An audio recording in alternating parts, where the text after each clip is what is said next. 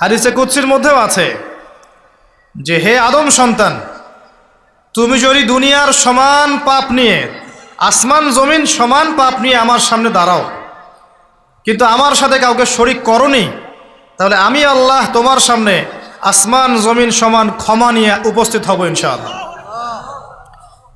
শোনেন, ১,৯৯৯ জন মানুষ জাহান্নামে যাবে।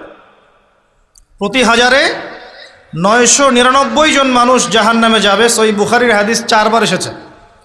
এখানে ইকুয়েশনটা এমন না যে ম্যাথামেটিক্যালি ক্যালকুলেট করতে হবে, এমন নয়। এটা দিয়ে আধিক্য বোঝানো হচ্ছে। বেশিরভাগই জাহান্নামে যাবে। এই কথা আল্লাহ পাক কিন্তু সূরা আরাফের মধ্যেও বলেছেন ১৭৯ নম্বর আয়াতে, ওয়ালাকাদ যারানা লিজাহান্নামা কাসীরাম মিনাল জিন্নি ওয়াল ইনস। একই বিষয়ে কোরআন হাদিস পরস্পর মিলে যায়। এখানে একটা বিষয় বুঝতে হবে, আল্লাহ পাক বলেছেন সূরা নিসার মধ্যে, ইন্নাল্লাহা লা ইয়াগফিরু আন ইউশরাকা বিহি ওয়া ইয়াগফিরু মা দুনা যালিকা লিমান ইয়াশা।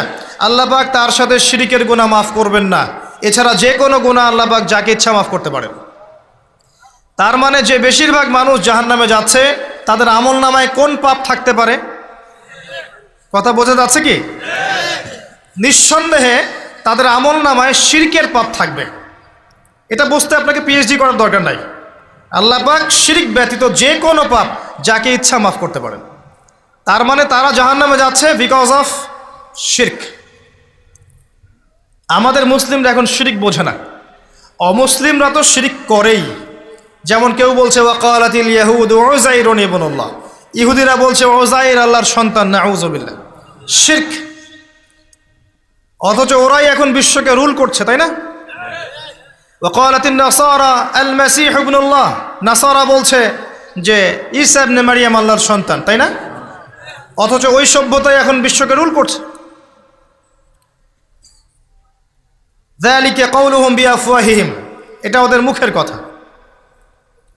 এটা জাস্ট মুখের কথা। আবার অনেক সময় দেখা যায় যে আল্লাহকে বাদ দিয়ে আমরা মাধ্যম পূজাও করছি।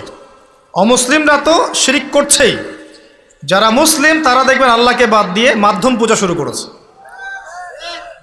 মাজারের পূজা করছে, কবরের পূজা করছে, মৃত ব্যক্তির ওসিলায় পার পাওয়ার চেষ্টা করছে।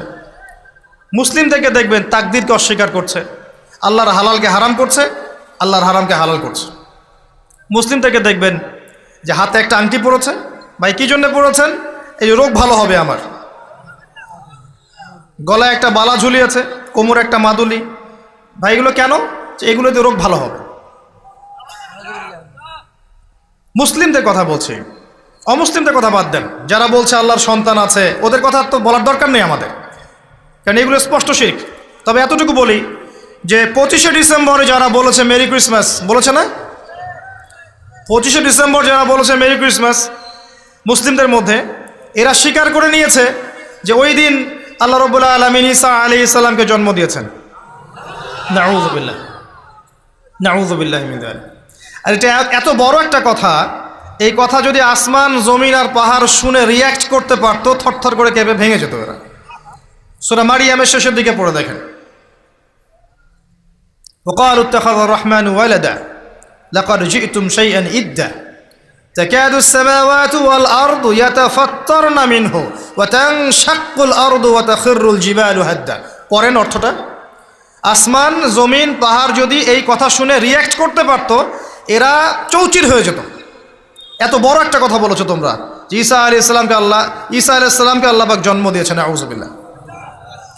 তো এরা তো শিরক করছেই। মুসলিমরাও দেখবেন এই যেগুলো বললাম, আল্লাহকে বাদ দিয়ে অন্যের কাছে দোয়া করছে, আল্লাহকে বাদ দিয়ে অন্যকে সেজদা করছে, আল্লাহকে বাদ দিয়ে অন্যের কাছে নজর মানত করছে, আল্লাহকে বাদ দিয়ে অন্যের জন্যে জবাই করছে, আল্লাহর তাকদীরকে অস্বীকার করছে, আল্লাহর হালালকে হারাম করে নিচ্ছে, আল্লাহর হারামকে হালাল করে নিচ্ছে। দেখবেন মুসলিমরা করছে। এবার মুসলিম জেনারেশন, এমন একটা প্রজন্ম বের হয়েছে এখন, ইয়াং জেনারেশনের, তারা বলছে যে এই মহাবিশ্ব বিগ ব্যাং থেকে সৃষ্টি হয়েছে, আল্লাহ বলতে কিছু নাই। আপনি বোঝেন কি কারণে প্রতি 999 পিপল জাহান্নামে কেন যাবে? কারণটা কি? শিরক। আর এই শিরকটা হচ্ছে আপনার চিন্তায়, আপনার কথায় এবং আপনার কাজে। চিন্তার মধ্যে শিরক, যেমন একজন ব্যক্তি চিন্তা করে আকীদা যে আল্লাহ ছাড়া অমুকও সন্তান দিতে পারে, এরকম আকীদা নাই মুসলিমদের? আছে। একজন বলছে আল্লাহ কল্যাণের মালিক আর শয়তান হচ্ছে অকল্যাণের মালিক। কথাটা শুনতে খুব ভালো লাগে না? অকল্যাণ হয়তো আল্লাহর পক্ষ থেকে আসে না, আল্লাহ পবিত্র, অকল্যাণ শয়তানের পক্ষ থেকে আসবে। ব্যাপারটা কি এমন? ভালো মন্দ, কল্যাণ অকল্যাণ, দুঃখ কষ্ট সুখ সবকিছু কার পক্ষ থেকে আসে? এমন নয় যে ভালোগুলো আল্লাহ দেন, অকল্যাণগুলো শয়তান দেয়, নাউযুবিল্লাহ। এরকম আকীদা আছে মানুষ। কিছু মানুষ বলছে তাকদীর বলতে কিচ্ছু নাই, মানুষ নিজেই তার কর্মের নিয়ন্ত্রণ, শিরক।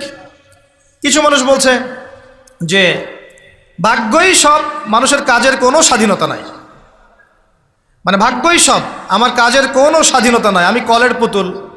চুরি করেছো কেন? আল্লাহ তাকদীরে লিখেছে তাই। সুদ খাও কেন? ঘুষ খাও কেন? রিলিফের মাল মেরে খাও কেন? আল্লাহ তাকদীরে লিখেছে তাই। এরকমও কিছু মানুষ আছে। প্রত্যেক পদে পদে আপনি শিরক পাবেন। আপনি আল্লাহকে ছাড়া সেজদা দেখতে পারবেন, আল্লাহকে ছাড়া মানুষ নজর করছে, মানত করছে, কসম করছে, কোরবানি করছে, সেজদা করছে, দোয়া করছে এবং ওসিলা পূজা করছে যে আল্লাহ বাদ দিয়ে অমুকে আমাকে পরকালে পার করিয়ে দিবে। নাউযুবিল্লাহ বলছেন ঠিকই, কিন্তু আমাদের দেশের বহু মানুষের আকীদা এমন যে আমাকে পরকালে পার করায় দেওয়ার লোক আছে, সমস্যা নাই। শোনেন, পরকালের প্রতিটা সুপারিশ আল্লাহর ইখতিয়ারে। একজন শহীদ, আল্লাহর পথের শহীদ, তিনি কিন্তু সুপারিশ করবেন, কিন্তু তিনি নিজের ক্ষমতায় করবেন না আল্লাহর ক্ষমতায় করবেন? আলেম, হাফেজ, আল্লাহর পথের যারা মুজাদ্দিদ ছিলেন, আল্লাহওয়ালা আউলিয়া মানুষ, নবীগণ, সিদ্দিকগণ, সুহাদা, সুপারিশ করবেন নিজেদের ক্ষমতায় না আল্লাহর ক্ষমতায়? আকীদা স্পষ্ট না থাকলে তখন আমল করতে গিয়ে শিরক হয়ে যাবে। আর শিরক হলেই কি হবে? ওই যে বললাম, প্রতি 1000-এ 999 জন মানুষ জাহান্নামে যাবে।